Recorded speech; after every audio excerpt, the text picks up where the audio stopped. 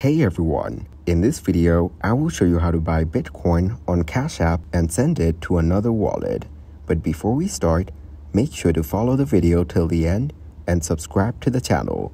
The safest way to get Cash App is to go directly to the Cash App website and click on Download Cash App.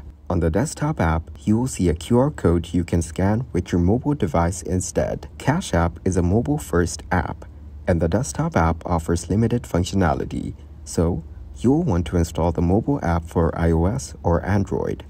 Enter your phone number or email address to start your account.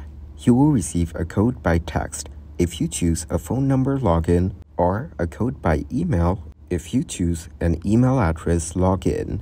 Add your debit card to your Cash App account. However, this option is not available when setting up your account.